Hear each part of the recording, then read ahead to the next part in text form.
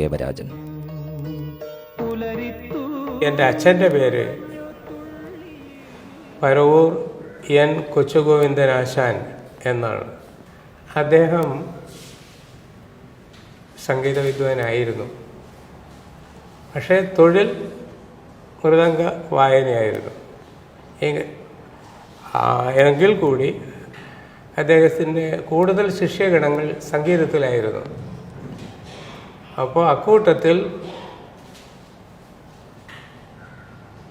2 പെൺകുട്ടികളെ അദ്ദേഹം പഠിപ്പിച്ചു. അവരുടെ പേര് ഭവാനി, ഭാഗീരഥി. 2 ഭായുടെ ഇടയിൽ ഒരു ദേവരാജനും കൂടെ കയറി. അമ്മ വന്നിട്ട് പറഞ്ഞു, എന്നാൽ അവനും കൂടെ അതിൻ്റെ ഇടയിൽ ഇരിക്കട്ടെ എന്ന് പറഞ്ഞു. അങ്ങനെയാണ് ഞാൻ സംഗീതം പഠിച്ചത്. അവർ എവിടെയാണെന്നുള്ളത് ഒരു കുട്ടി അന്നേ മരിച്ചു, ഭാഗീരഥി. ഭവാനി ഇപ്പോഴും ഉണ്ട്, ഭവാനി ഇട്ടി എന്ന അവരുടെ പേര്. അവരിപ്പോഴും ഉണ്ട്. രാജൻ അപ്പുറം നടുക്കിരുന്നും കൊണ്ട് ഞങ്ങൾ രണ്ടുപേരും അപ്പുറം ഇപ്പുറം ഇരുന്നാണ് സംഗീതം പഠിക്കുന്നത്. എൻ്റെ അമ്മാവന് അയാളെയും അയാളെ അച്ഛനെയും സംഗീതം പഠിപ്പിച്ചിട്ടുണ്ട്. ഞങ്ങൾ പാരമ്പര്യമായിട്ട് സംഗീതക്കാരാണ്. ദേവരാജൻ്റെ അമ്മയ്ക്ക് സംഗീതത്തിന് നല്ല ഒരു ഇതുണ്ട്. അതാണല്ല ഈ മക്കൾ ഇങ്ങനെ ആയത്. രാജൻ്റെ കൊച്ചിലെ ഈ തള്ള പറയും, കുട്ടുവം വച്ചിട്ടുണ്ട് പെരയ്ക്കകത്ത്. ആ കുട്ടുവത്തിൻ്റെ കാതിലിട്ട് തട്ടിയാണ് ദേവരാജൻ മാസ്റ്റർ ഈ നാദം കണ്ടുപിടിച്ചിട്ടുള്ളത്. അങ്ങനെയാണ് ഈ സംഗീതത്തിൻ്റെ ഇത് വന്നിട്ടുണ്ടെന്ന് അവർ പറഞ്ഞറിയാം. അവരും അതുപോലെ തന്നെ വെളുപ്പാങ്കാലത്ത് എണീച്ച് നാമങ്ങൾ, രാത്രി ഭജനങ്ങൾ, നാമവും എന്നും ഉണ്ട്. അപ്പോഴും ഞാൻ കുറച്ച് നേരം കഴിഞ്ഞ് അവിടെ പോയിരുന്നത് കേൾക്കും. അപ്പോഴും കണി കാണുന്ന നേരം വെളുപ്പാങ്കാലത്ത് കണി കാണും നേരം കമല നേത്രൻ്റെ നിറമേറും മഞ്ഞത്തൂല് ചാർത്തി. എൻ്റെ അമ്മ ദിവസവും രാവിലെയും വൈകുന്നേരവും അവർക്ക് ചില ഗാനങ്ങൾ പാടുമായിരുന്നു. അതിൽ നിന്ന് ഞാൻ ഉണ്ടാക്കിയെടുത്തതാണ് ചില ഗാനങ്ങൾ. ഈ ഗാനം എൻ്റെ അമ്മ പാടിക്കേട്ട ഈണത്തിൽ നിന്ന് ഞാൻ ഉണ്ടാക്കിയെടുത്തതാണ്.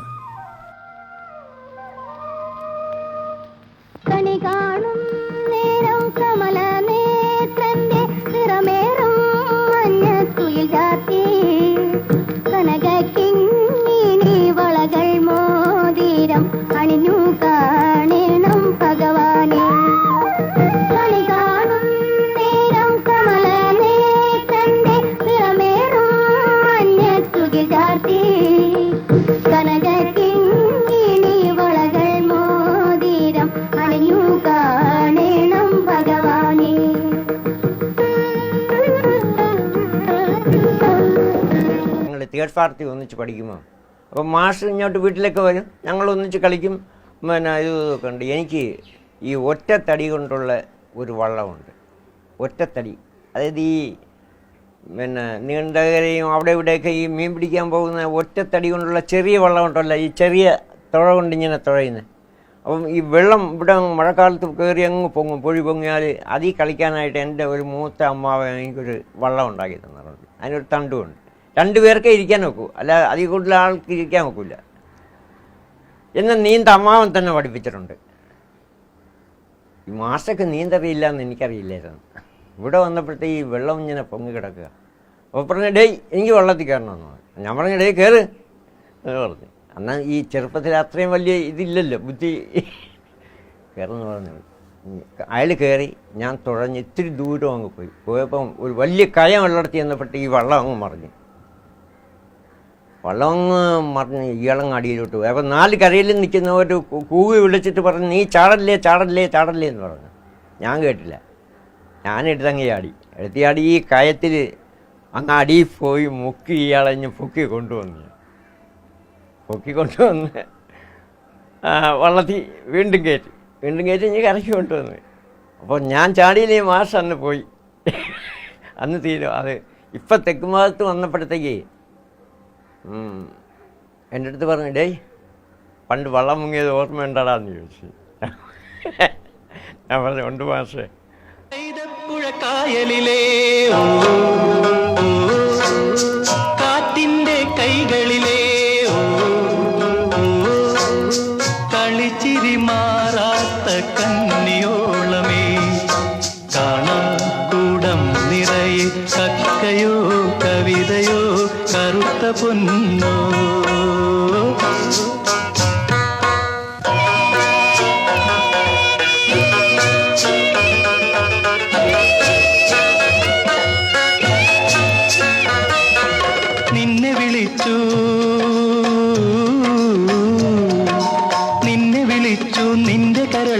കണ്ണുമിഴിച്ചു. നിന്നോമൽ തൊക്കിൾ മൂടുമീറൻ പൂന്തുകിലുമായി നീന്തി നീ വന്നത് കണ്ടു, ഞാൻ കണ്ടു കൊതിച്ചു. കൈനീട്ടം തന്നാട്ടെ, കൈനീട്ടം തന്നാട്ടെ കറുത്ത പെണ്ണേ, കിളുന്നു പെണ്ണേ, പെണ്ണേ പെണ്ണേ പെണ്ണേ.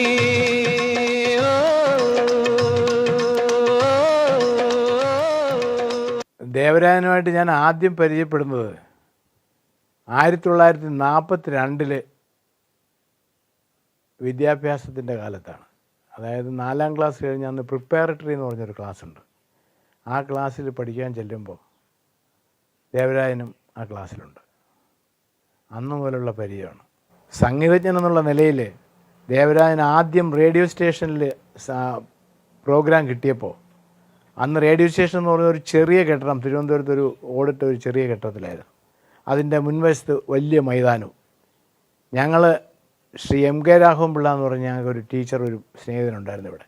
ഞങ്ങൾ രണ്ടുപേരും കൂടി ആദ്യത്തെ പാട്ട് റേഡിയോ പരിപാടി കേൾക്കാനായിട്ട് ഞങ്ങൾ അവിടെ പോയി മൈതാനത്തിരുന്നു. ദേവരാജൻ പാടിയത് കേട്ടു, തിരിച്ചു പോന്നു. എൻ്റെ വീട്ടിന് തെക്ക് പടിഞ്ഞാറ് ഉള്ള ഒരു വീട്ടിൽ എല്ലാ ശനിയാഴ്ചയും ശാസ്താംപാട്ട് പാടുന്ന ഒരു കൂട്ടരുണ്ട്, ഇപ്പോഴും ഉണ്ട്. അവർ പാടിക്കേട്ട ഈണങ്ങളിൽ നിന്ന് ഞാൻ ഉണ്ടാക്കിയെടുത്തതാണ് ഇതിൻ്റെ ഈണം. അക്ഷരലക്ഷം മന്ത്രങ്ങളുരുക്കഴിച്ചു, മണ്ഡലം നോയമ്പു നോറ്റു. അക്ഷരലക്ഷം മന്ത്രങ്ങളുരുക്കഴിച്ചു. ഞാനിവിടെ എൻ്റെ പുരയ്ക്കകത്ത് കുട്ടികളെ ഇരുത്തി ശാസ്താംപാട്ട് പഠിപ്പിച്ചുകൊണ്ടിരിക്കുകയാണ്. ആ കാലഘട്ടം ശബരിമല സീസണായതുകൊണ്ട് വലിയ ഭക്തി, ഇന്നത്തെ കണക്കൊന്നും അല്ല, വലിയ ഭക്തിയും കാര്യം മീതിയൊക്കെ ആയതുകൊണ്ട് ഇത് കേട്ട് ഇങ്ങനെ വന്നപ്പോൾ ആ കാലഘട്ടത്തിൽ ഈ ഒരു കഥ ഒന്ന് പാടിയാൽ കൊള്ളാമെന്ന് വിചാരിച്ചിട്ട് എന്നെടുക്ക ഒന്ന് അഭിപ്രായപ്പെട്ട് ആ കാലഘട്ടത്തിൽ ശരണമയ്യപ്പ എന്നുള്ള ട്യൂൺസ് കൊടുത്ത് അദ്ദേഹം ഇത് പഠിച്ച് എൻ്റെ ഇന്ന് ഉടുക്ക് വാങ്ങിക്കൊണ്ട് പോയി ആണ് ആ പാട്ട് റെക്കോർഡ് ചെയ്തത്. എനിക്കാണെങ്കിൽ പല്ലില്ല, എങ്കിലും ആ ട്യൂൺസ് ഒന്ന് വച്ചുകൊണ്ടൊന്ന് ഒരു വരി പാടാം. ശരണമയ്യപ്പ സ്വാമി ശരണമയ്യപ്പ, ശരണമയ്യപ്പ സ്വാമി ശരണമയ്യപ്പ, ശബരിഗിരിനാഥ സ്വാമി ശരണമയ്യപ്പ.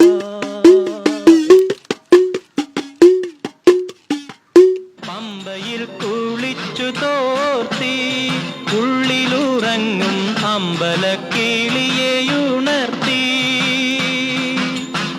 പമ്പയിൽ കുളിച്ചു തോർത്തി ഉള്ളിലുറങ്ങും അമ്പലക്കിളിയെയുണർത്തി. കൊള്ളയായോരുടുക്കുമായി പേട്ട തുള്ളി പാട്ടുപാടി 18ാം പടി ചവിട്ടാൻ വരുന്നു ഞങ്ങൾ. കൊള്ളയായോരുടുക്കുമായി പേട്ട തുള്ളി പാട്ടുപാടി 18ാം പടി ചവിട്ടാൻ വരുന്നു ഞങ്ങൾ. പിന്നെ പുറ്റിങ്ങൽ ക്ഷേത്രത്തിൽ ഒരു വളരെ ചെറിയ, അന്നും ചെറിയ ക്ഷേത്രത്തിന് ഇന്നും അതേ സ്ഥിതി തന്നെ, ഇതിൽ തന്നെ ഇരിക്കും. പക്ഷേ വളരെ തിരുവിതാംകൂറിൽ വലിയ പേര് കേട്ട ഒരു അമ്പലം. അതിന് കാരണം എന്താണെന്ന് വെച്ചാൽ മത്സര കമ്പൗണ്ടാവും. മീനഭരണിയാണ് അവിടുത്തെ ഉത്സവ ദിവസം. അന്ന് മത്സര കമ്പം, വടക്കും ഭാഗത്തുകാരും ഒരു ഭാഗം ചേർന്നിട്ട് തെക്കും ഭാഗത്തുകാരും 2 കമ്പക്കെട്ടുകാരെ വിളിച്ചിട്ട് മത്സര കമ്പം. അപ്പോൾ ഒരാൾ ഒരു നിലയിൽ അമിട്ട് പൊട്ടിച്ചാൽ ഉടനെ മറ്റേ ആൾ 2 നിലയിൽ അമിട്ട് പൊട്ടിക്കും. അയാൾ 2 നിലയിൽ അമിട്ട് പൊട്ടിച്ചാൽ ഇഞ്ഞപ്പുറത്ത് ഇയാൾ 3 നിലയാക്കും. അങ്ങനെ അവസാനം വരെ അങ്ങ് പോകും. പക്ഷെ പിന്നെ മേലോട്ട് പോകാൻ ഒക്കാത്തൊരു സ്ഥലത്ത് ചെന്ന് നിങ്ങൾ നിൽക്കും. കാരണം മത്സരക്കം പോകരുത്. ഒരിക്കലും മറക്കാനാവാത്ത പ്രകൃതിയുടെ ഭാവപ്രത്യേകതകൾ സസൂക്ഷ്മമായ പാടവത്തോടെ ദേവരാജൻ നാദകലശങ്ങളിൽ നിറച്ചുവച്ചു. ഏകാന്തവും ദീപ്തവുമായ കലോപാസന പോലെ ഊഷ്മളമായ ആത്മബന്ധങ്ങളും മാസ്റ്റർ ഇപ്പോഴും കാത്തുസൂക്ഷിക്കുന്നു. സംഗീത സാമ്രാജ്യത്തിൽ രാജാധിരാജനായിരിക്കെ തന്നെ വ്യക്തിജീവിതത്തിൽ അങ്ങേയറ്റം ലാളിത്യമാർന്നതാണ് മാസ്റ്ററുടെ ജീവിതം. ഞങ്ങൾ 10-15 വയസ്സിൻ്റെ വ്യത്യാസമുണ്ട്. എങ്കിലും എൻ്റെ അടുത്ത് എന്നെ അവരുടെ അച്ഛനെ പോലെ ഒരു ഗൗരവമായിട്ട് വാത്സല്യത്തോടും ബഹുമാനത്തോടും എന്നോട് പെരുമാറിക്കൊണ്ടിരിക്കുകയാണ്. ഇയാളുടെ സ്വന്തം പരിശ്രമത്തിലാണ് ഇത് മുഴുക്ക വന്നത്. ഇഫ്ത കോൺഫറൻസിൽ ബോംബെയിൽ പോയി. ആ കോൺഫറൻസിന് ഇവിടുത്തെ കേരളത്തിൻ്റെ പ്രതിനിധിയായിട്ട് രാജനാണ് പോയത്. സുബ്ബലക്ഷ്മിയാണ് അതിൻ്റെ പ്രസിഡൻ്റായിട്ട് വന്നിരിക്കുന്നത്. പിന്നെ അതുപോലുള്ള അവർ വന്നപ്പോഴത്തേക്ക് അതിൻ്റെ പുറകിലുള്ള സർവ്വ ആളുകളും കൂടെ ഒരു വിങ് നല്ല മാതിരി അവിടെ പ്രവർത്തിച്ചുകൊണ്ടിരിക്കുകയാണ്. അപ്പം രാജൻ പാടുമെന്നൊക്കെ ഉള്ളതായിരുന്നു. അപ്പം ഇവനെ അളക്കാനുള്ള വലിയ ആൾക്കാർ വന്നിരിക്കുന്ന അപ്പോഴാണ് അവൻ്റെ അഹങ്കാരം പറഞ്ഞാൽ അവന് ഭയമൊന്നുമില്ല. പാട്ട് അവനിൽ ഇരിക്കുകയല്ലേ. സാറേ എമ്മത്ത് പാട്ടൊന്ന് കേൾപ്പിച്ചു കൊടുക്കാം എന്ന് തന്നെ ഞാൻ വിചാരിച്ചു. എനിക്കറിയാം അവർ സുന്ദരമായിട്ട് പാടുമെന്ന്. അവരൊഴുക്കും വലിയ സന്തോഷമായ എമ്മത്തിന് ഭയങ്കരമായിട്ടൊരു കച്ചേരി അവിടെ നടത്തി. എമ്മത്തിന് വലിയ ഇഷ്ടമായി. കേരളത്തിലെ ഒരു സംഗീതജ്ഞൻ ഇങ്ങനെ ഉണ്ടല്ലോ, അതും മാർക്സിസ്റ്റ് പാർട്ടി, അവർ കമ്മ്യൂണിസ്റ്റ് പാർട്ടിക്ക് പാട്ടുമായിട്ട് ബന്ധമൊന്നും ഇല്ലെന്ന് ഞാൻ വിചാരിച്ചിരുന്നു. പക്ഷേ ഇപ്പം എൻ്റെ ആ വിശ്വാസങ്ങളൊക്കെ അഴിച്ചു തെറ്റാണ് ഞാൻ വിചാരിച്ചിരിക്കുന്നത്.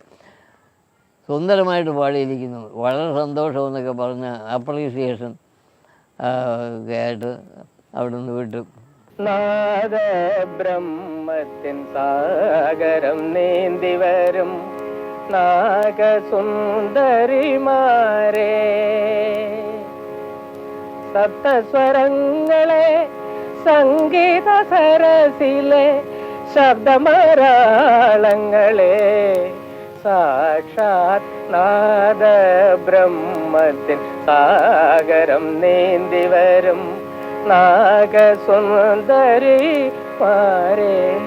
നാദബ്രഹ്മത്തിൻ സാഗരം നീന്തി വരും നാഗസുന്ദരിമാരേ,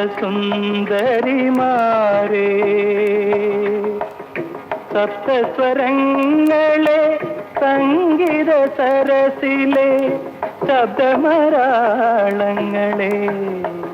സാക്ഷാൽ നാദബ്രഹ്മത്തിൻ സാഗരം നീന്തി വരും നാഗസുന്ദരിമാരേ,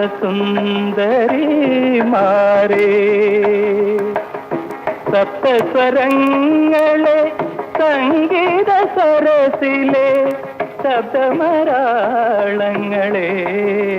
സാക്ഷാൽ നാദബ്രഹ്മത്തിൻ സാഗരം നീന്തി വരും നാഗസുന്ദരിമാരേ.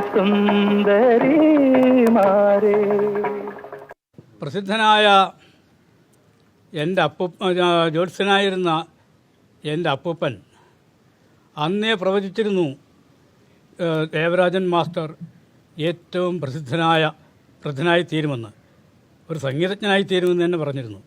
അത് അതേപോലെ സംഭവിച്ചു. സ്കൂളിൽ നിന്ന് വന്ന ഉടനെ തന്നെ സന്ധ്യയ്ക്ക് ഒരു 7 മണിയാകുമ്പോൾ തുടങ്ങും കണ്ഠം സാധകം ചെയ്യാനായിട്ട്. അതേതാണ്ട് 10 മണി വരെ 10-10:30 വരെ അങ്ങ് അത് അകാരവും ഉകാരവും മറ്റുമൊക്കെ അങ്ങനെ പാടി വളരെ ചുരുക്കത്തിൽ നാട്ടുകാർക്കതൊരു ഉപദ്രവമായിരുന്നു. നാട്ടുകാർക്കറിയില്ലല്ലോ ഇതെന്താണ് ചെയ്യുന്നതെന്നേ. അത്ര ഗംഭീരമായിട്ട് അദ്ദേഹം സാധനം ചെയ്യുമായിരുന്നു. അത് കഴിഞ്ഞാൽ വെളുപ്പാങ്കാലത്ത് 3-4 മണിയാകുമ്പോൾ എണീക്കും. 4 മണിക്ക് ശേഷം വീണ്ടും ഒരു 6-6:30 വരെ സാധകം ചെയ്യുമായിരുന്നു. അത്ര കഠിനമായ സാധകത്തിൻ്റെ ഫലമാണ് ഇന്ന് ദേവരാജൻ.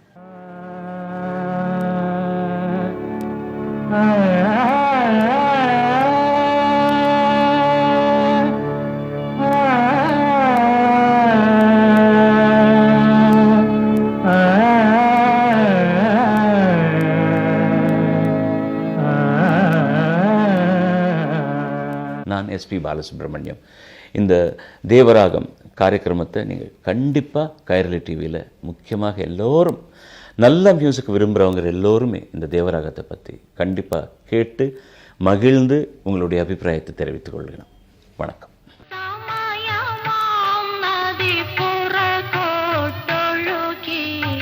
സ്മരണതൻ പൂവണി താഴ്വരയിൽ സംഭവ മലരുകൾ വിരിഞ്ഞു വീണ്ടും വിരിഞ്ഞു വീണ്ടും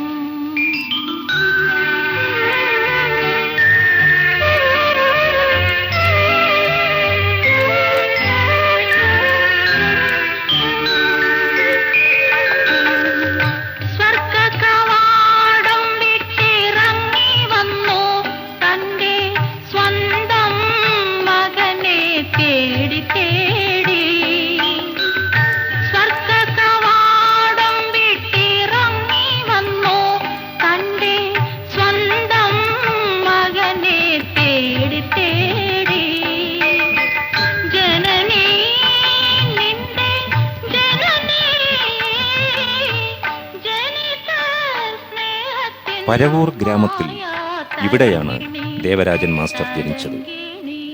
പിറന്ന വീടും പരിസരങ്ങളും ഇന്ന് പാടെ മാറിപ്പോയി. ഒരിക്കലും വറ്റാത്ത ഓർമ്മകളുടെ തെളിനീരുറവയുള്ള ഒരു കിണർ മാത്രം ഇവിടെ ഇപ്പോഴും ശേഷിക്കുന്നു. 75-ാം പിറന്നാൾ ആഘോഷവേളയിൽ ജന്മഗ്രാമം നൽകിയ സ്നേഹ സ്വീകരണങ്ങൾ ഏറ്റുവാങ്ങാനെത്തിയ മാസ്റ്റർ മൺമറഞ്ഞുപോയ അച്ഛനമ്മമാരുടെ അനുഗ്രഹാശിസ്സുകൾ തേടി ഇവിടെ വന്നിരുന്നു. കുട്ടിക്കാലത്തിൻ്റെ മധുര നൊമ്പരങ്ങൾക്കിടയിലും ദേവരാജന്റെ അഭയവും പ്രതീക്ഷയും അന്നും സംഗീതമായിരുന്നു.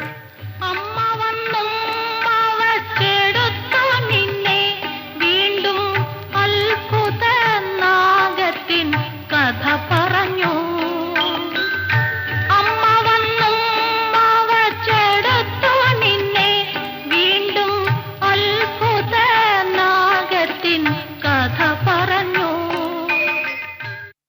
ഉദ്ദേശം ഒരു 80 വർഷങ്ങൾക്ക് മുൻപ് പരവൂരിൽ ആദ്യമായി ഒരു കുടിപ്പള്ളിക്കൂടമുണ്ടായി. അത് എൻ്റെ അപ്പൂപ്പനായ പരവൂർ കുഞ്ഞിരാമൻ ജോത്സൻ ആണ് തുടങ്ങിയത്. അദ്ദേഹമാണ് ദേവരാജൻ മാസ്റ്ററെ ആദ്യാക്ഷരം കുറിച്ചത്. പ്രശസ്തരായ പലരും അദ്ദേഹത്തിൻ്റെ കൂടെ പഠിച്ചിട്ടുണ്ട്. ഈ കുടിപ്പള്ളിക്കൂടത്തിൽ പഠിച്ചിട്ടുണ്ട്. പ്രൈമറി സ്കൂൾ വിദ്യാഭ്യാസം അന്ന് 4ാം ക്ലാസ് വരെയാണ്. 4ാം ക്ലാസ് വരെ. അപ്പോൾ ആ 4 ക്ലാസ് ഉള്ളതിൽ ഞാൻ 2ാം ക്ലാസ്സിൽ മാത്രമേ പഠിച്ചിട്ടുള്ളൂ.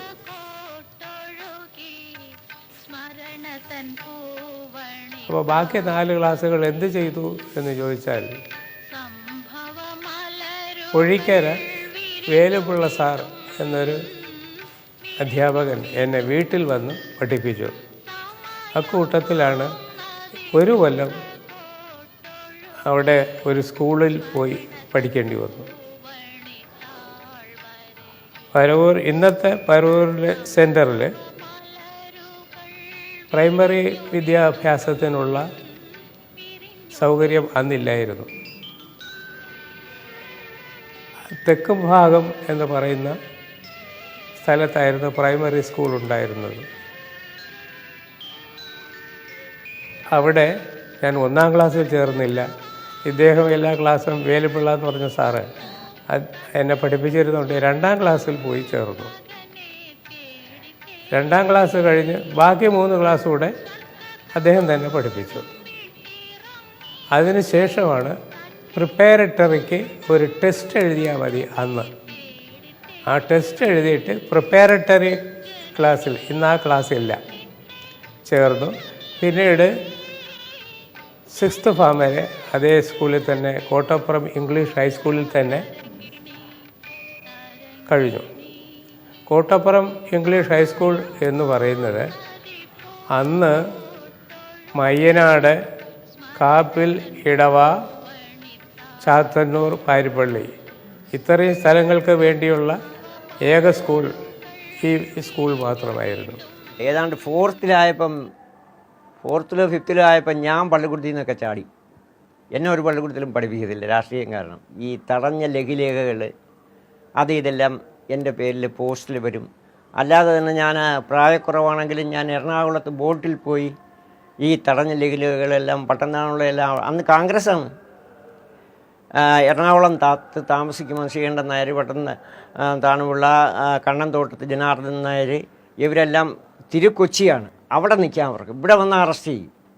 ഞാൻ ബോട്ടിൽ പോയി രാത്രി കൊല്ലത്തിൽ നിന്ന് ബോട്ടിൽ കയറി നേരെ എറണാകുളത്തിറങ്ങി അവിടുന്ന് ഈ ലഘുലേഖകളും കൊണ്ട് പരവൂർ വന്നിട്ട് ഞങ്ങൾ അന്ന് വിദ്യാർത്ഥി കോൺഗ്രസ് ഉണ്ട്. വിദ്യാർത്ഥി കോൺഗ്രസിൻ്റെ പ്രസിഡൻറ്റ് ഇന്ത്യയിലെ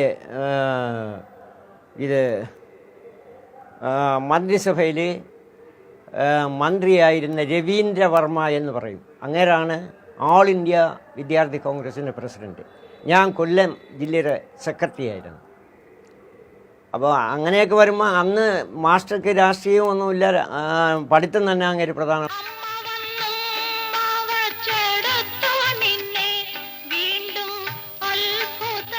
സംഗീതത്തിൽ മാത്രമല്ല, സ്കൂൾ കോളേജ് വിദ്യാർത്ഥി എന്ന നിലയിലും ദേവരാജൻ സമർത്ഥനായിരുന്നു. പിതാവ് കൊച്ചുഗോവിന്ദനാശാനിൽ നിന്നും ലഭിച്ച ശിക്ഷണം മാസ്റ്ററുടെ സർഗയാത്രയിൽ എന്നും വഴിവെളിച്ചമായിരുന്നു.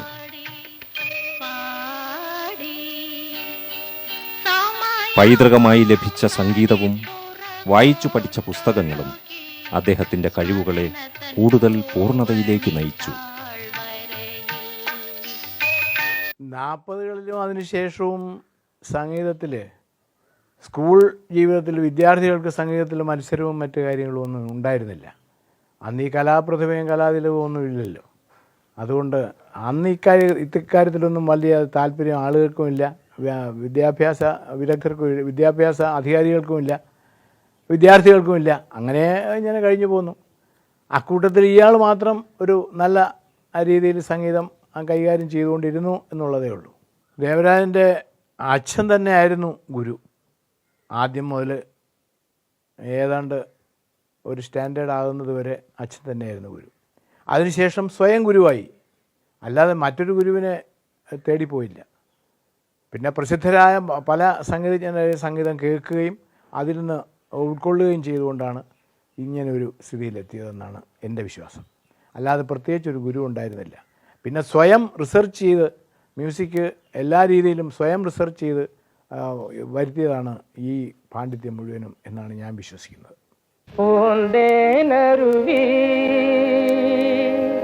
പൊന്മുടി പുഴയുടെ അനുജത്തി നമുക്കൊരേ പ്രായം, നമുക്കൊരേ മോഹം, നമുക്കൊരേ ദാഹം. പൂന്തേനരുവി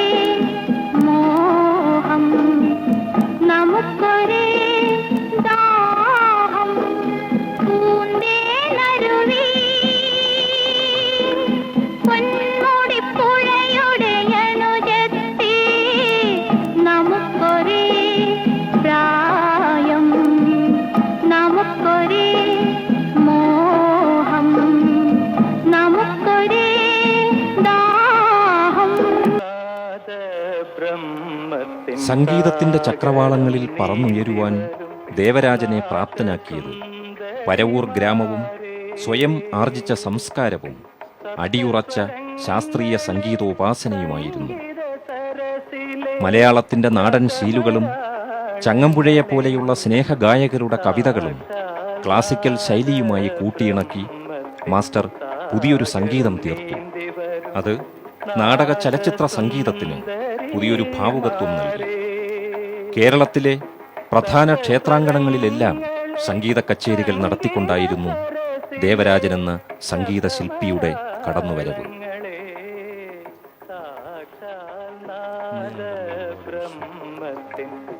ദേവരാജൻ മാസ്റ്ററെ ഏതാണ്ട് 50 വർഷത്തിൽ അധിക കാലമായി എനിക്ക് പരിചയമുണ്ട്. ഏതാണ്ട് ആദ്യപദ്യത്തിൻ്റെ കച്ചേരി ഞാൻ വായിക്കുന്നത് മാവേലിക്കരയിൽ കണ്ടിയൂർ ഒരു ക്ഷേത്രമുണ്ട്, അവിടെയാണ്. ആ കച്ചേരി കഴിഞ്ഞ കച്ചേരി വളരെ നന്നായി. അങ്ങനെ എന്നോട് വളരെ ഒരു സന്തോഷം അദ്ദേഹത്തിന് തോന്നി. പിന്നെ പല കച്ചേരികൾക്കും എന്നെ വിളിച്ചു കൊണ്ടുപോയി വായിപ്പിച്ചിട്ടുണ്ട്.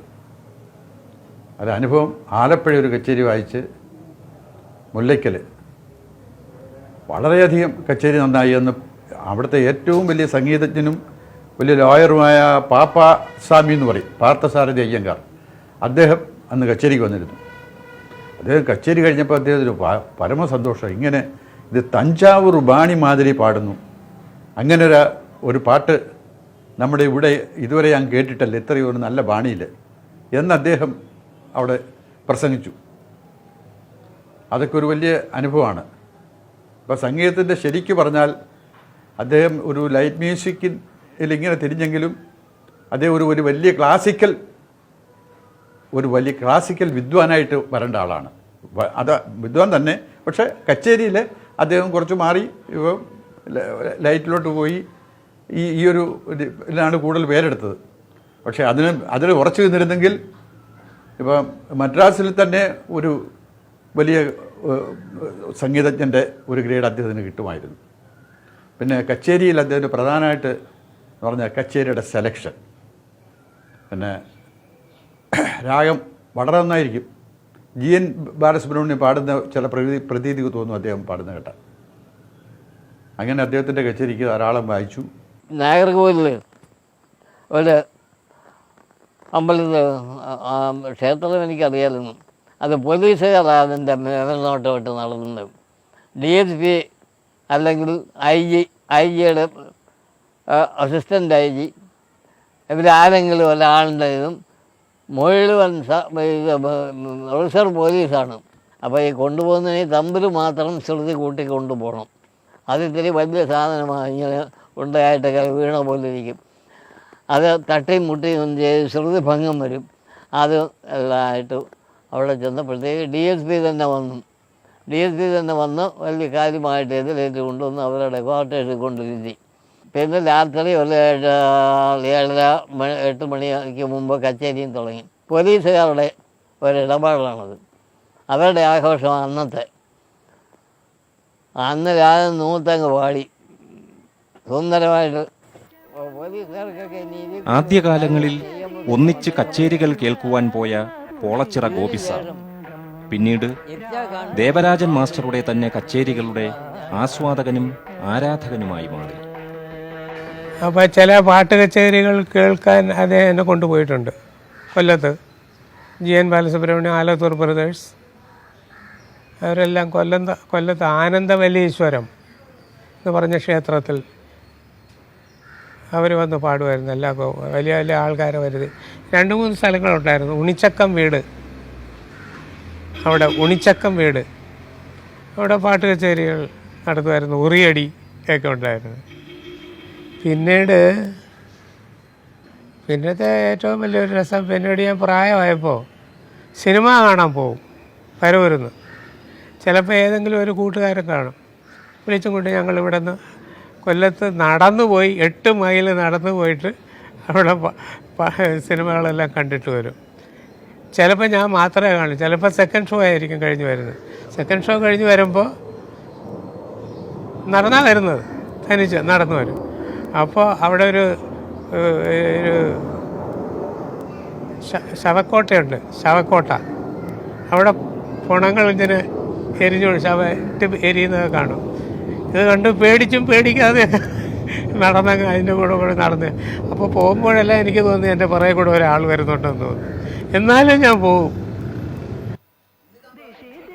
പരവൂരിലെ ഈ സഹപാഠികളും സുഹൃത്തുക്കളും ദേവരാജൻ്റെ ആദ്യകാല സംഗീത സപര്യയെ ഇപ്പോഴും അഭിമാനത്തോടെ സ്നേഹത്തോടെ ഓർമ്മിക്കുന്നു.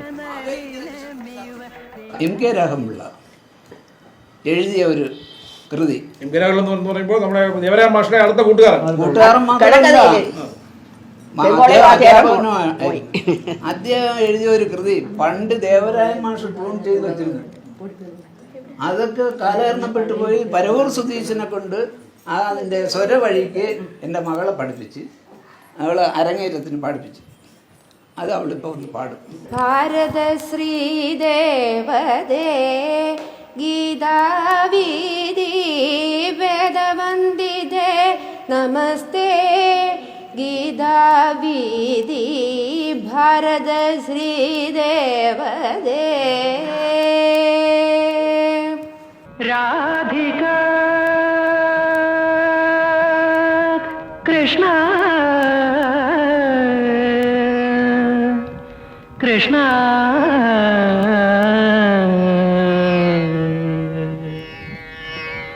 രാധിക കൃഷ്ണ രാധിക തവ വിരഹേ കേശവ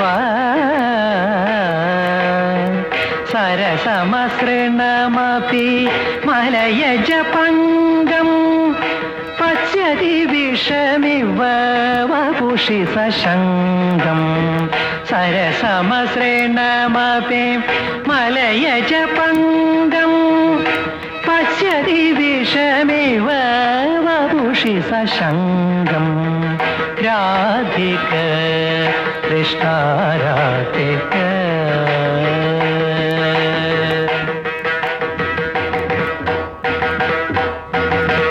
ശ്വസിത പവന മനുപമ പരിണാഹം മദന ദഹനമിവ മഹതി സദാഹം. ദിശി ദിശി കിരതി സജല കണരാലം ദിശി ദിശി കിരതി സജല കണരാലം. தேவராகம் என்ற ப்ரோக்ராம் கைரளி டிவியில் தேவராஜன் மாஸ்டர் பற்றி போடுறாங்க. நீங்கள் எல்லாம் மலையாளிகளும் பார்க்கணும். மலையாளி இல்லை, மொத்தம் கைரளின்னா ரொம்ப உலகம் பூரா வரும். அதெல்லாம் நீங்கள் பார்த்து ரசிக்கணும்னு நான் வேண்டுகொள்கிறேன். ഞാൻ ഇൻ്റർമീഡിയറ്റിന് പഠിച്ചത് യൂണിവേഴ്സിറ്റി കോളേജിലാണ്. അവിടെ പഠിക്കുമ്പോൾ ഞാൻ സീനിയർ ഇൻ്റർമീഡിയറ്റിന് പഠിക്കുമ്പോൾ ONV അവിടെ ജൂനിയർ ഇൻ്റർമീഡിയറ്റിന് പഠിക്കുന്നതാണ്. പിന്നീട് അദ്ദേഹം കൊല്ലത്ത് BA പഠിക്കുകയും MA തിരിച്ച് തിരുവനന്തപുരത്ത് പഠിക്കുകയും ചെയ്തു. ആ കാലഘട്ടത്തിലാണ് ഞാൻ ഈ ഗാനങ്ങൾ ഇടയ്ക്കിടയ്ക്ക് ട്യൂൺ ചെയ്യുന്നതും പാടുന്നതും. ആ കാലത്ത് ഞാൻ ട്യൂൺ ചെയ്ത പാട്ട് ഒന്ന് ശങ്കരക്കുറുപ്പിൻ്റേതാണെന്ന് ഞാൻ വിശ്വസിക്കുന്നു. ബാക്കി ചിലർ അതല്ലായിരിക്കാം എന്നും പറയുന്നുണ്ട്. വെൽഗ വെൽഗ ജയശാലിനി പാവനി സാഗരോർമിക ഹൃദപരിചരണി വാഴ്ക ശാശ്വത ധർമ്മപരായണെ തിരുനാമം. അത് അത്രേ ഓർക്കുന്നുള്ളൂ. അനശ്വര ഗാനങ്ങളുടെ ദേവശില്പിയായ ദേവരാജൻ മാസ്റ്റർ തിരുവനന്തപുരം യൂണിവേഴ്സിറ്റി കോളേജിലാണ് തൻ്റെ കലാലയ ജീവിതം ആരംഭിക്കുന്നത്. ഈ ചെങ്കല്ലെടുപ്പുകൾ ദേവരാജൻ്റെ ഹൃദയത്തിൽ ദീപ്തമായ സംഗീതത്തിൻ്റെ അമൃതബിന്ദുക്കൾ വർഷിച്ചിരിക്കുന്നു. ഗ്രാമവും നഗരവും ചേർന്ന് സൃഷ്ടിച്ച സ്വപ്ന സന്ദേശങ്ങൾ കാലം കാതോർത്തു കേട്ടു. ഇപ്പോഴും കലാലയങ്ങളിലെ കമനീകമനർക്ക് ഹൃദ്യമായ എത്രയോ എത്രയോ ഗാനങ്ങൾ. ഭാവപൂർണത കൊണ്ടും സങ്കല്പത്തിൻ്റെ സൗന്ദര്യം കൊണ്ടും ഓരോ ഗാനവും നിത്യയൗവനം പ്രാപിച്ചിരിക്കുന്നു. യൂണിവേഴ്സിറ്റി കോളേജിൽ ഞാൻ ഇൻ്റർമീഡിയറ്റിന് പഠിക്കുന്ന കാലം, അന്ന് ദേവരാജനും ഇൻ്റർമീഡിയറ്റ് വിദ്യാർത്ഥിയാണ്. ദേശാഭിമാനവും സ്വാതന്ത്ര്യബോധവും ഒക്കെ വിദ്യാർത്ഥികളുടെ മനസ്സിൽ അങ്ങനെ തുളുമ്പി നിൽക്കുന്ന ഒരു കാലം. അന്ന് യൂണിവേഴ്സിറ്റി കോളേജ് മലയാള സമാജം ഉദ്ഘാടനം ചെയ്യുന്നതിന് മഹാകവി G. ശങ്കരക്കുറുപ്പിനെയാണ് ക്ഷണിച്ചു വരുത്തിയത്. അതിനിടയ്ക്ക് ഒരു പ്രാർത്ഥന എന്നതിന് പകരം തുടക്കത്തിൽ ജി ദേവരാജൻ എന്ന വിദ്യാർത്ഥിയാണ് ക്ഷണിച്ചത്. അദ്ദേഹം എഴുന്നേറ്റ് നിന്ന് അന്നത്തെ ദേശാഭിമാനത്തിൻ്റെ ആ ഒരു ചൂടിൽ ജയതി ജയതി ഭാരതമാത എന്ന് അന്ന് പ്രശസ്തമായിരുന്ന ഒരു സങ്കീർത്തനം ആലപിക്കുകയുണ്ടായി. GNB ആണെന്നാണ് എൻ്റെ ഓർമ്മ. പാടി വളരെ ജനപ്രീതി ആർജിച്ച ഒരു പാട്ടാണ്. ആ ജയതി ജയതി ഭാരതമാത എന്നത് കുലുന്നനെയുള്ള കറുത്ത് നല്ല വെള്ള ഷർട്ടിട്ട് ഒരു പയ്യൻ ഇങ്ങനെ ആലപിക്കുന്നത് കേട്ടിട്ട് അയാളുടെ ആ രൂപം കണ്ടാൽ നമ്മൾ പ്രതീക്ഷിക്കുന്നതിൽ എത്രയോ കവിഞ്ഞ് വളരെ സംഗീതം പഠിച്ച് മാസ്റ്റർ ചെയ്ത ഒരാളെപ്പോലെ അത് പാടുന്നത് കേട്ടപ്പോൾ, ഒരു സെമി ക്ലാസിക്കൽ ഗാനമാണ്. കേട്ടപ്പോൾ എല്ലാവർക്കും വളരെയധികം അത്ഭുതവും സന്തോഷവുമൊക്കെ തോന്നി. മഹാകവി ജി പ്രശംസിച്ചെന്തോ 2 വാക്ക് പറഞ്ഞതായിട്ടാണ് എൻ്റെ ഓർമ്മ. ഒരർത്ഥത്തിൽ ഒരു വലിയ ഒരു സംഗീത സബരിയയുടെ ഒരു വലിയ ഒരു സംഗീതത്തിനായി സമർപ്പിച്ച ഒരു ജീവിതത്തിൻ്റെ പ്രാരംഭം, പൊതുവായ പ്രാരംഭം അവിടെയാണ് എന്നെനിക്ക് തോന്നുന്നു.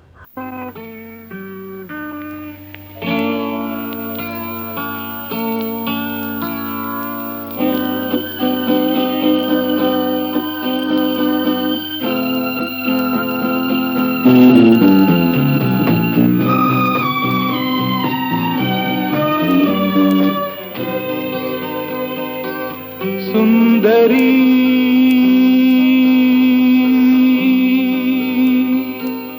ആ സുന്ദരി ആ സുന്ദരി നിൻ തുമ്പു കെട്ടിയിട്ട ചുരുൾമുടിയെ തുളസി തളിരില ചൂടി തുഷാരഹാരം മാറിൽ ചാത്തി കാരുണ്യമേ നീ വന്നു നിൻ തുമ്പു കെട്ടിയിട്ട ചുരുൾമുടിയിൽ തുളസി തളിരില ചൂടി തുഷാരഹാരം മാറിൽ ചാത്തി കാരുണ്യമേ നീ വന്നു നിൻ തുമ്പു കെട്ടിയിട്ട ചുരുൾമുടിയിൽ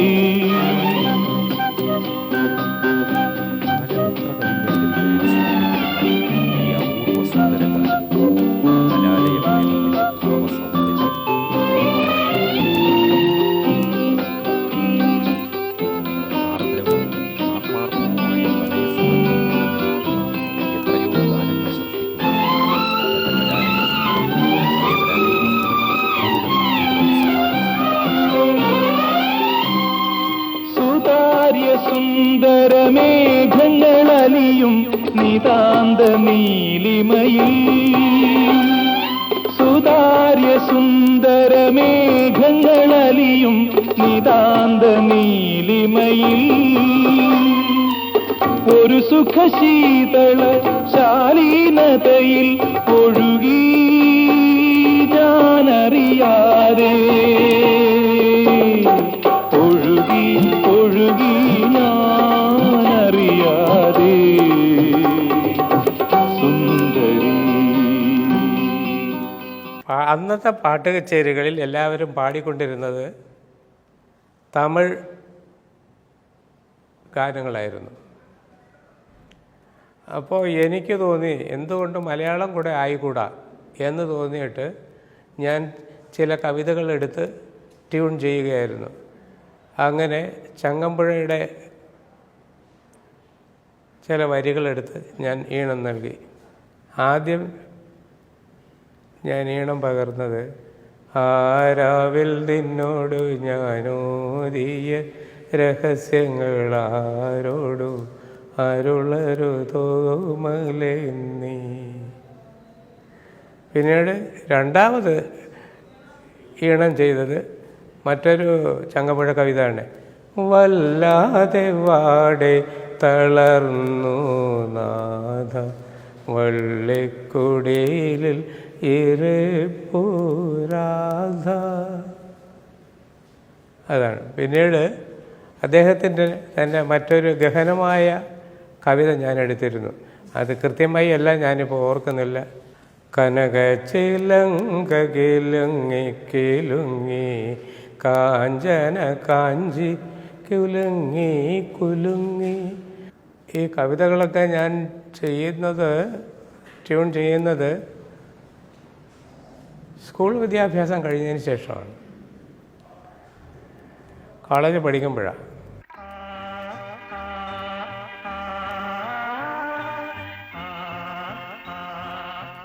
യൂണിവേഴ്സിറ്റി കോളേജിൽ ഇൻ്റർമീഡിയറ്റ് പൂർത്തിയാക്കിയതിന് ശേഷം തിരുവനന്തപുരം മഹാത്മാഗാന്ധി കോളേജിൽ ദേവരാജൻ ബിരുദ വിദ്യാർത്ഥിയായി ചേർന്നു. സംഗീതത്തിലെന്ന പോലെ ഒരു വിദ്യാർത്ഥി എന്ന നിലയിലും സമർത്ഥനായിരുന്നു ജി ദേവരാജൻ. കച്ചേരികൾ നടത്തുന്നതിലൂടെ അപ്പോഴും അദ്ദേഹം സംഗീത സബരിയെ തുടർന്നു. വിദ്യാർത്ഥിയായിരിക്കുമ്പോൾ വാർഷികാഘോഷങ്ങളിൽ ദേവരാജൻ ഗാനങ്ങൾ ആലപിച്ചിട്ടുണ്ട്. നിറം മങ്ങാത്ത മധുര സ്മരണകൾ ഇന്നും മാസ്റ്ററുടെ മനസ്സിലുണ്ട്. അന്നത്തെ സ്നേഹ സൗഹൃദങ്ങൾ ഇപ്പോഴും സ്നേഹത്തോടെ തന്നെ കാത്തുസൂക്ഷിക്കുന്നു. ദേവരാജനുമായിട്ട് ഞാൻ ആദ്യം പരിചയപ്പെടുന്നത് ഞാനിവിടെ യൂണിവേഴ്സിറ്റി കോളേജിലെ ഇൻ്റർമീഡിയറ്റിന് പഠിക്കുന്ന കാലഘട്ടത്തിലാണ്.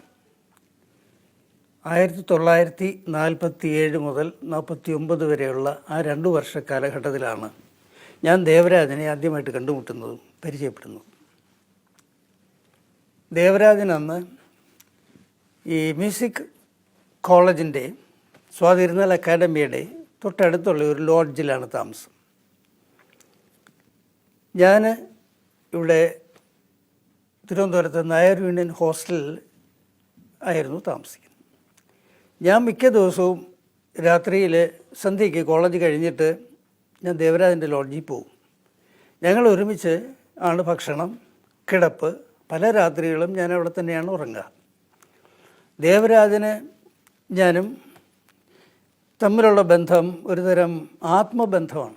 അദ്ദേഹം അത് കൂടുതൽ ഊന്നൽ നൽകിയിരുന്നത് ശാസ്ത്രീയമായ അവഗാഹം നേടാനും അതിൽ നല്ല പ്രാവീണ്യം സമ്പാദിക്കാനുമായിരുന്നു ദേവരാജൻ അന്ന് കൂടുതൽ ശ്രദ്ധിച്ചിരുന്നു.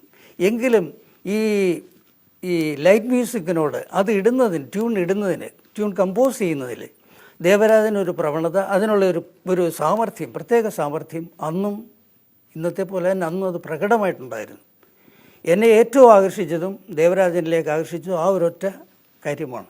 പാടുന്നവർ ധാരാളം പേരുണ്ട്, പക്ഷേ ഈ ഒരിക്കലും ഉറവ് പറ്റാത്ത ഈ സംഗീതപരമായ ഭാവന, പുതിയ പുതിയ ട്യൂൺസ് ആവിഷ്കരിക്കാനുള്ള കഴിവ്, അത് പെട്ടെന്ന് സ്പോണ്ടേനിയസ് ആയിട്ട് അത് വരുന്നത് ദേവരാജനെ പോലെ ഞാൻ ആരിലും കണ്ടിട്ടില്ല.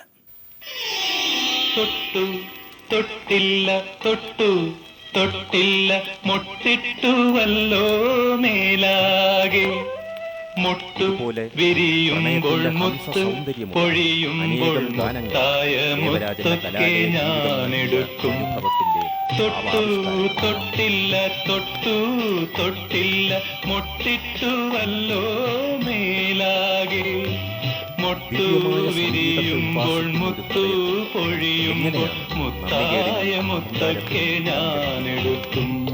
സാമ്പത്തികമായി കഷ്ടപ്പെട്ട നാളുകളിൽ സംഗീതം മാത്രമായി ദേവരാജൻ ഒരേ ഒരു സമ്പാദ്യം, കൂടാതെ അനന്തരാമകൃഷ്ണനെ പോലെയുള്ള. എൻ്റെ പേര് അനന്തരാമകൃഷ്ണൻ എന്നാണ്. ഞാനും മാസ്റ്റർ ദേവരാജനും 1945 ഇൻ്റർമീഡിയറ്റ് കോളേജ് ഒന്നിച്ച് പഠിച്ചുകൊണ്ടിരുന്നു. അങ്ങനെ അന്ന് ഇത്തിരി സംഗീതത്തിൽ കുറച്ച് വിദ്വാനാണ്. കൂടെ സംഗീതങ്ങളൊക്കെ അങ്ങ് ആലാപിച്ചുകൊണ്ടിരിക്കും. ക്ലാസ്സില്ലാത്ത സമയത്ത് മരത്തിൻ്റെ മൂട്ടിൽ കൊണ്ട് സംഗീതങ്ങൾ ആലാപനങ്ങളും ഒക്കെ ചെയ്യും. അങ്ങനെ ഒരു 5-6 പേര് ഞങ്ങളെ കൂടെ അങ്ങനെ പരിചയമായി. പിന്നെ കൂടെ ക്ലാസ്സില്ലാത്ത സമയത്ത് തന്നെ അവിടെ നിന്ന് സംസാരിച്ചുകൊണ്ടിരിക്കും. ഞങ്ങൾ അങ്ങേരെ പാടും ഞങ്ങളൊക്കെ കേട്ടുകൊണ്ടിരിക്കും. അതിനുശേഷം 42 കൊല്ലം അവിടെ പഠിച്ചിരുന്നു ഞങ്ങൾ. അതിനുശേഷം അങ്ങേരെ പാസ്സായി MG കോളേജിൽ പോയി ഞാൻ ഇങ്ങോട്ട് തിരിച്ചു വന്നു. അതിനുശേഷം ഞങ്ങൾ പരിചയം കുറേ കാലം കഴിഞ്ഞതിന് ശേഷമാണ് ഈ മംഗളം വാരികയിൽ ഒരു ആർട്ടിക്കിൾ അങ്ങേരെ എഴുതി. ആ പഴയകാല അങ്ങേരെ ആ ഓർമ്മ വെച്ച്. അതിനുശേഷമാണ് ഞങ്ങൾ വീണ്ടുമായിട്ട് അങ്ങേരുമായിട്ട് കോൺടാക്റ്റ് ചെയ്തു. അതിനുശേഷം ഇലക്ഷന് വേണ്ടി പാർട്ടിന് പിന്നെ അതിനുശേഷം ഞങ്ങൾ കൂടെ അവിടെ കോൺടാക്ട് ചെയ്യുമായിരുന്നു. അതായത് ഇത്ര വലിയ മനസ്ഥിതിയുള്ള ഒരാളെ ഞാൻ ഇതുവരെ കണ്ടിട്ടില്ല. ആ കാലത്ത് ഏതോ ഒരു ചെറിയൊരു സഹായം ചെയ്തു. ആയതിനെപ്പറ്റി മംഗളവാരികയിൽ പ്രമാദമായിട്ട് എൻ്റെ ജീവിതത്തിൽ മറക്കാനാവാത്ത സംഭവം എന്ന് വലുതായിട്ട് എഴുതി. ആരങ്ങനെ എഴുതില്ല. അത് അങ്ങനൊരു സംഭവമാണ് അങ്ങേരെ. ദേവരാജൻ ശ്രീനാരായണ കോളേജിൽ പഠിച്ചിട്ടില്ല. പക്ഷേ അവിടെ ശ്രീനാരായണ കോളേജിൽ അദ്ദേഹത്തിൻ്റെ സംഗീതരംഗത്ത് ആരാധകരായ ചില സുഹൃത്തുക്കളുണ്ടായിരുന്നു. അവരെൻ്റെയും സുഹൃത്തുക്കളായിരുന്നു. കോളേജിനടുത്ത് ഒരു ലോഡ്ജിലാണ് അവർ താമസിച്ചിരുന്നത്. ഞാൻ വീട്ടിൽ പോയും പിന്നെ ഈ വിദ്യാർത്ഥി രാഷ്ട്രീയ പ്രവർത്തനമൊക്കെ കൊണ്ട് കൊല്ലത്ത് താമസിക്കുകയൊക്കെ ചെയ്യും. അതുകൊണ്ട് പലപ്പോഴും അവരുടെ മുറിയിലാണ് വന്ന് അടിയാറുള്ളത്. നീണ്ട യോഗ പരിപാടികളൊക്കെ കഴിഞ്ഞ് രാത്രിയിൽ അവിടെയാണ് വരാറുള്ളത്. അങ്ങനെ ദേവരാജൻ അവിടെ ഒരു നിത്യ സന്ദർശകനായിരുന്നു. ഞാനും ആ മുറിയിലെ ഒരു നിത്യ സഹവാസിയായിരുന്നു. ഞങ്ങളവിടെ കൂടിക്കഴിഞ്ഞാൽ അവിടെ മുറിയിൽ താമസിക്കുന്ന ഒരു ചേപ്പാട്ട് ജി മാധവൻ നായർ ഇന്നും ജീവിച്ചിരിപ്പുണ്ട്. സംഗീതമെന്ന് പറഞ്ഞാൽ അദ്ദേഹത്തിന് ഭ്രാന്താണ്. സാമാന്യം നന്നായിട്ട് പാടും. അന്നും MS സുബ്ബലക്ഷ്മിയുടെ ഒരു വലിയ ആരാധകനാണ്. സുബ്ബലക്ഷ്മിയുടെ പാട്ടുകളോട് പ്രത്യേകിച്ച് ഒരു മമതയുണ്ട്. പിന്നെ മധുരമണി അയ്യരുടെ പാട്ടുകളോട്, പിന്നെ ഹിന്ദി സിനിമാ ഗാനങ്ങളോട്. ഈ സംഗീതത്തിൽ വളരെ പ്രിയം ഉള്ള രാമകൃഷ്ണൻ നായർ എന്ന അദ്ദേഹത്തിൻ്റെ ഒരു കസിൻ അവിടെ ഉണ്ടായിരുന്നു. പിന്നെ ദേവരാജൻ വന്നു കഴിഞ്ഞാൽ അവിടെ ഒരു സംഗീത സദസ്സാണ്. അങ്ങനെ ഇപ്പോൾ ഈ കൈരളിയുടെ തന്നെ രാഗോത്സവം എന്ന ഒരു പരിപാടിയില്ലേ, ഏതാണ്ട് അതേമാതിരിയാണ്. ഓരോ രാഗങ്ങളെപ്പറ്റി ചോദിക്കുക, ആ രാഗത്തിലുണ്ടായിട്ടുള്ള പാട്ടുകളെപ്പറ്റി പറയുക, അതിൽ തന്നെ ഏതെല്ലാം രാഗങ്ങളാണ് ഇപ്പോൾ നൗഷാദും C രാമചന്ദ്രയും അനിൽ ബിശ്വാസുമൊക്കെ ഹിന്ദി സിനിമയിൽ ഭംഗിയായിട്ട് ഉപയോഗിച്ചതെന്ന്. അങ്ങനെ അത് സംഗീതത്തെപ്പറ്റിയുള്ള ഒരു ചർച്ച വളരെ ഇൻഫോർമേറ്റീവുമാണ്. ഞാൻ നേരത്തെ പറഞ്ഞത് ഈ ചങ്ങമ്പുഴ കവിതകൾ ഞാൻ പാടുമായിരുന്നല്ലോ. അത് ഞാൻ എവിടെയോ പാടുന്നത് കേട്ടിട്ട്, എവിടെയോ തോന്നുന്നു ഏതൊരു ഗോപാലപിള്ളയുടെ വീട്ടിലാണെന്ന് തോന്നുന്നു. അവിടെ 2 സുഹൃത്തുക്കളുണ്ടായിരുന്നു, ഒരു മാധവൻ നായർ, ഒരു രാമകൃഷ്ണൻ നായർ. അവരിത് അവരുടെ സുഹൃത്തുക്കളെയെല്ലാം വിളിച്ച് ഞാൻ പാടുന്നത് കേൾപ്പിക്കുമായിരുന്നു. അപ്പോൾ അവർ പോയിട്ട് പറഞ്ഞിട്ടായിരിക്കണം ONV ഒരു ദിവസം വന്നു. ഒരു ദിവസം വന്ന് ഇത് കേട്ടിട്ട് അദ്ദേഹത്തിൻ്റെ ഒരു ആദ്യത്തെ കവിതാ പുസ്തകം എടുത്ത് എന്നെ ഏൽപ്പിച്ചു. ഞാനത് വീട്ടിൽ കൊണ്ടുവന്ന് മറിച്ച് നോക്കിയപ്പോൾ പൊന്നരിവാൾ എന്ന ഗാനം കണ്ടു.